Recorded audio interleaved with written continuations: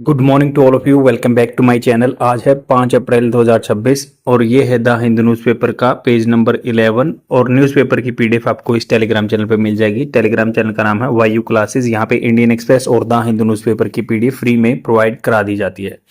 आज संडे है तो एडिटोरियल पेज छपता नहीं है, तो मैंने यहाँ से एक आर्टिकल पिक किया जो कि एग्जाम पर्सपेक्टिव से बेनिफिशियल रहेगा। ये आपकी स्पोकन इंग्लिश भी सुधारेगा, क्योंकि वोकेबलरी वर्ड्स को जनरली आप सेंटेंस में यूज करेंगे तो ऑटोमेटिकली एक हैबिट हो जाएगी उनको यूज करने की। तो यहाँ पे बात हो रही है कि RBI set for anti miss selling norms focus on incentive. तो इस आर्टिकल को तो हम डिस्कस करेंगे, उससे पहले कुछ वोकेबलरी वर्ड जान लेते हैं जो जनरली आपको एग्जाम में फेस करने होते हैं। तो पहला वर्ड है स्ट्यू, STEW, स्ट्यू। इसका मतलब पार्ट्स ऑफ स्पीच वर्ब की तरह यूज होता है, क्रिया की तरह यूज होता है। मतलब होता है इसका वरी करना और एजिटेट करना वन सेल्फ, अपने आप को मतलब उकसाना या एजिटेट करना या चिंता करना किसी चीज के बारे में, स्ट्यू। इसके सिनोनिम्स क्या होंगे? फ्रेट, जो चिंता करता है, FRET, freight. Brood, freight, brood, worry या फस। तो ये इसके सिनोनिम है। फ्रीट, जो freight, brood, worry, fuss.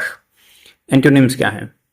Antonyms क्या होता है? रिलैक्स करना, डिसरिगार्ड करना, इग्नोर करना। अब एग्जाम्पल क्या लिख सकते हैं जिससे याद रखेंगे? जैसे मान लो कोई he was stewing about his job after the meeting. Meeting के बाद अपनी जॉब के बारे में सोच रहा था, विचार कर रहा था, चिंता कर रहा था। नेक्स्ट वर्ड है flaccid, flaccid. Flaccid parts of speech as a adjective की तरह यूज होता है, विशेषण की तरह यूज होता है। इसका मतलब होता है soft and weak, lacking vigour, effectiveness, मतलब बिल्कुल ढीला ढाला, फ्लासीड। जैसे सिनोनिम क्या होंगे? लिम्प, मतलब जो फ्लोपी, ढीला ढाला, लिम्प, फ्लोपी। स्लैक, ढीला ढाला, ड्रोपिंग। जैसे कई बार बोलते हैं ना कि भाई जैसे किसी का लिम्ब होता है अंग, LIMB, ये लिम्प होता है, ध्यान रखना आपको। लिम्प तो अंग होता है, ये लिम्प होता है floppy, slack, drooping. Antonyms firm,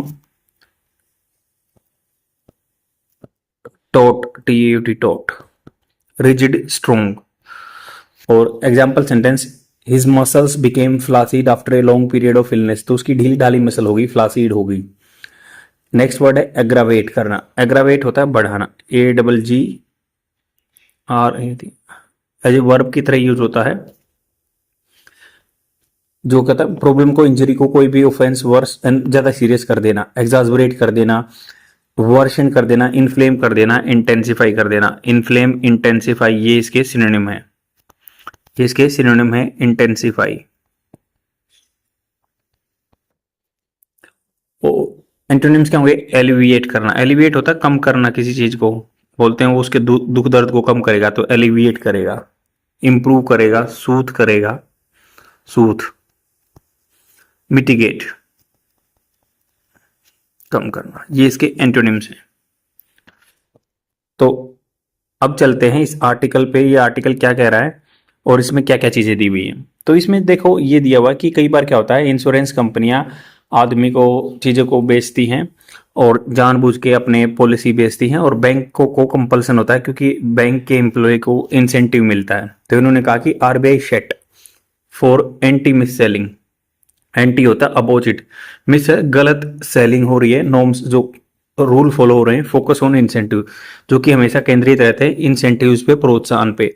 मतलब कस्टमर को बेनिफिट होना हो, बट जो सेलर है, जो बैंक का एक इंसेंटिव पे काम करता है, तो वो क्या करता है, बैंक का एम्प्लॉय इंसेंटिव पे जो काम करता है प्राइवेट बैंक का, वो क्या है, इंश्योरेंस पॉलिसी आपको कंपल्सन लुभा के बेच देता है, लॉन्ग टर्म में कस्टमर को बेनिफिट नहीं होता। तो उसके लिए नॉर्म्स सेट करने वाला है RBI.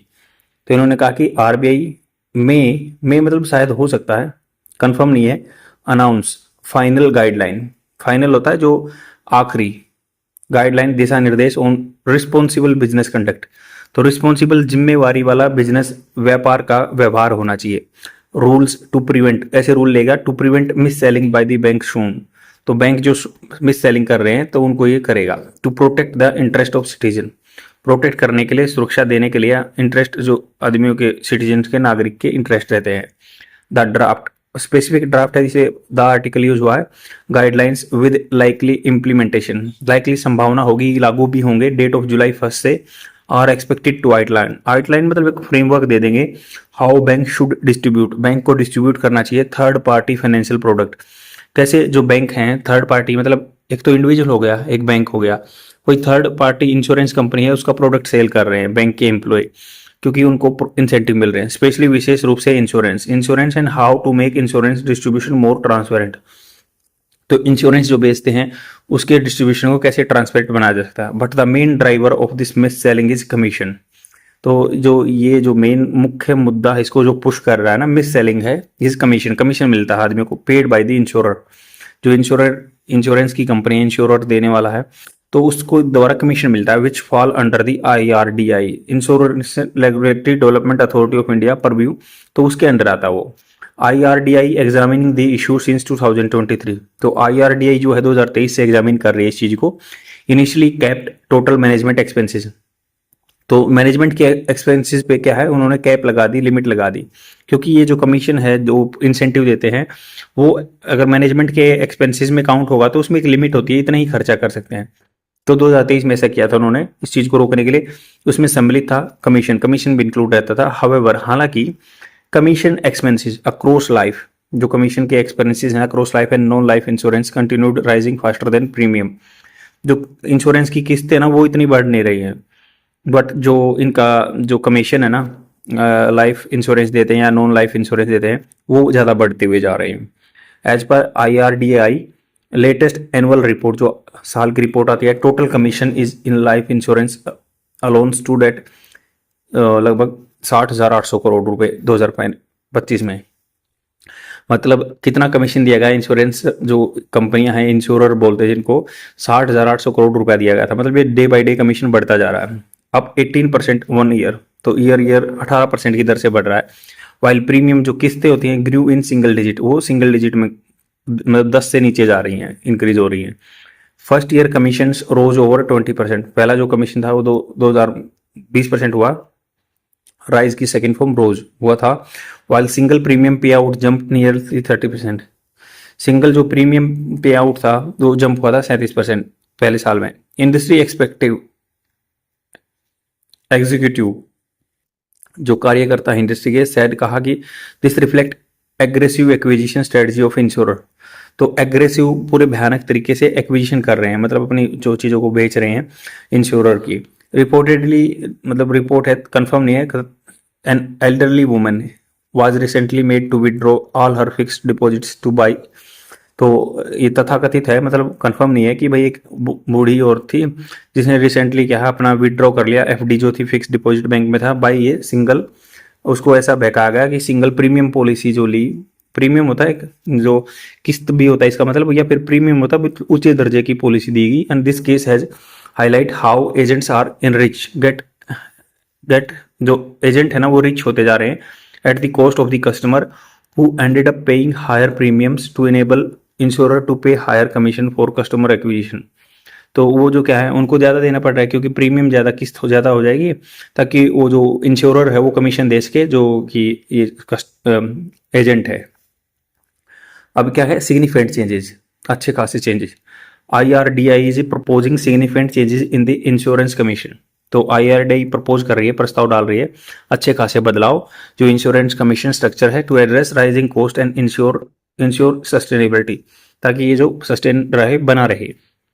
Reportedly the regulator is considering fixing commission itself, तो ये सोच रहे हैं कि IRDI अब क्या है फिक्स करने की सोच रहा है, इतना ही कमीशन मिलेगा itself rather than living it on the insurer और इंट्रोड्यूसिंग एनी कैप। तो पहले वाला जो लिमिट सिस्टम है 2023 में किया था उसकी बजाय कमीशन ही फिक्स कर देंगे, इससे ज़्यादा नहीं मिलेगा। However it may not be the most effective way to curb malpractice, हालांकि ये जो हो सकता है कि भाई ज़्यादा इफेक्टिव प्रभावी तरीका ना हो माल प्रैक्टिस को रोकने के लिए as per the industrial official, instead की बजाय IRDAI कुड कंसिडर, कुड मतलब फ्यूचर में कंसिडर कर सकता है, making the board of insurance company, जो बोर्ड बनेगा ना इसमें इंश्योरेंस कंपनी का रिस्पॉन्सिबल, उनको जिम्मेवार ठहराए and accountable for fixing commission, वो कमीशन फिक्स करे। Insurer could be required to adopt, तो इंश्योरर जो कंपनियां हैं कुड भी हो सकता है रिक्वायर्ड, उनको रिक्वायर जरूरत हो सकती है टू अडोप्ट अपनाने के लिए board approved commission policy, board के द्वारा अप्रूव की हुई commission policy. Ensuring commission stay with in the overall expense of management, जो पूरी मैनेजमेंट का लिमिट है ना उसी के अंदर कमीशन को इंक्लूड करे, वो बोर्ड फिक्स कर सकता है। उसको सपोर्ट किया जाएगा बाई रेगुलेटरी डिस्क्लोजर, और नियंत्रण करने के खुलासे होंगे। दिस वुड क्रिएट अकाउंटेबिलिटी, इससे क्या होगा, जिम्मेवारी आएगी एट द हाईएस्ट लेवल जो बोर्ड में, वाइल स्टिल अलाउिंग फ्लेक्सिबिलिटी भी हो सकती है। And industry official side, industry के ऑफिशियल ने कहा ये बात हो सकती है। Still better solution would be the stagger, डगमगा देना payment of commission, the official added, तो जो स्टैगर कर देना, स्टैगर वैसे क्या होता है, अलग से डगमगाना होता है, बट एग्जैक्ट मीनिंग जान लेते हैं। स्टैगर होता है विचलता, लड़खड़ाना, अक्का बक्का कर देना, तो उसको कम कर दो, स्टैगर कर दो पेमेंट कमीशन की। Official said today the banking distributor earn most of the commission upfront, मतलब बांट दो उसको, विचलित कर दो, बांट दो, मतलब क्या है, आजकल जो बैंकिंग डिस्ट्रीब्यूटर है ना वो क्या करते हैं ज़्यादातर अपफ्रंट, मतलब पहले ही उनको कमीशन मिल जाता है। Often passed on as incentive to the staff authorise to the sell insurance, तो उनको बैंकिंग डिस्ट्रीब्यूटर जो हैं उनको ज़्यादातर पहला पैसा ही मिल जाता है ताकि वो इंसेंटिव दे सके जो कि सेलर है उनको पहले ही। The quantum can be significant, quantum होता है जो अच्छी खासी मात्रा है, अच्छा हो सकता है, because it is largely front loaded, it tilts the scale. तो ये क्या करता है, जैसे मान लो पहले किसी को पैसा मिल गया अच्छी खासी मात्रा में, तो ये पहले ही मिल जाता, फ्रंट लोडेड में पहले से ही आपको ये इंसेंटिव मिल गया, तो आप दबा के बेचोगे, किसी को कोई पॉलिसी बेच दोगे, उसका एंड तक वो मान लो पॉलिसी बेच देता, कमीशन बन गया, चाहे वो बाद में पॉलिसी वापस देनी पड़े कस्टमर को, तो उससे कोई मतलब नहीं है। Sellers are motivated to push product, जो सेलर क्या है मोटिवेटेड रहते हैं प्रोडक्ट को पुश करने के लिए, एग्रेसिवली सिक्योर फी और मूव ऑन, और अपनी फीस सिक्योर कर लेते हैं और आगे चल देते हैं। Moving toward trail based, trail मतलब लास्ट में commission, and removing sales inducement main, और सेल्स के जो मतलब इंड्यूसमेंट है ना लुभावनेपन है उनको निकाल दो और लास्ट तक उस कमीशन को स्टैगर कर दो, बांट दो।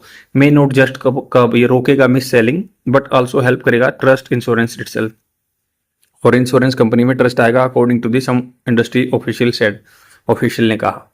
तो इस पूरे आर्टिकल में ये बताया गया कि जो है ना इंश्योरेंस बेचते हैं एजेंट, और वो क्या करते हैं उनको अप फ्रंट पैसा मिल जाता है और उससे वो मतलब आदमी को गलत बेचते रहते हैं, और पॉलिसी जैसे कि एक लेडीज ने एफडी निकलवा के भी पॉलिसी खरीदी है। तो इसमें मेनली 4 मुद्दे की बात की गई है कि भाई जैसे अप फ्रंट होता है मतलब पहले ही, जैसे आप कोई चीज़ लेते हैं तो अप फ्रंट देना पड़ता है, पहले किस्त देनी पड़ती है, फ्रंट लोडेड कमीशन कह सकते हैं इसको, अप फ्रंट या फ्रंट लोडेड कमीशन मिलता है। तो उसका सॉल्यूशन क्या बताया, स्टैगर्ड कर दो, बांट दो, मतलब कमीशन को बांट दो, स्टैगर्ड या ट्रेल बेस्ड कमीशन बोल सकते हैं। ट्रेल बेस्ड मतलब लास्ट तक कमीशन मिलेगा उसको, किस्तों में बांट दो जो कमीशन भी मिलेगा, ताकि आदमी उस किस्त इंश्योरेंस पॉलिसी में बना रहे, अच्छी पॉलिसी बेचे। सेकंड प्रॉब्लम बताई गई है कि भाई जो है एग्रेसिव एक्विजिशन है, focus on aggressive acquisition. Acquisition मतलब जो हथियाना होता है, तो आदमी को ज़्यादा जल्दी से बहुत गहन तरीके से क्या है पॉलिसी बेच रहे हैं, एक्विजिशन हो रहा है, तो इसका है। अब इस पे क्या सॉल्यूशन होगा, भाई कस्टमर की स्टेबिलिटी पे देखना चाहिए, ऐसा नहीं कि मतलब जस्ट बेचने से मतलब है, कस्टमर की सूटेबिलिटी देखनी चाहिए कि वो, ये नहीं कि उसको पॉलिसी बेचनी है बस, उसके लिए सूटेबल है या नहीं है वो भी देखना चाहिए। तीसरा प्रॉब्लम क्या है इसमें, commission rising faster than premium, जो कमीशन है ना वो बढ़ रहा है ज़्यादा, वो 18% की दर से बढ़ रहा है, फास्टर देन प्रीमियम है, किस्तें हैं उसको। तो अब क्या करना होगा, कमीशन जो है ना उसको टाई कर दो एक्सपेंस ऑफ मैनेजमेंट, जो मैनेजमेंट में ही limit, expense of management limit में ही अंडर कर दो उसको। फोर्थ क्या है, ओपेक है, पारदर्शी नहीं है, ओपेक है, ओपेक जो distribution by the bank staff जो है अपारदर्शी तरीके से बेच रहे हैं। अब यहाँ पे क्या है, ट्रांसपेरेंट करो इस चीज को। सॉल्यूशन क्या है भाई, ट्रांसपेरेंट करो, disclosures and board accountability, board की जिम्मेवारी ठहराओ। तो ये 4 प्रॉब्लम पूरे आर्टिकल में दी हुई है, इनके ये सॉल्यूशन बताए गए हैं। तो अच्छा मेंस आंसर राइटिंग बन सकता है। तो आज के लिए इतना ही। प्लीज़ लाइक एंड कमेंट जरूर कर देना। Thank you very much, bye.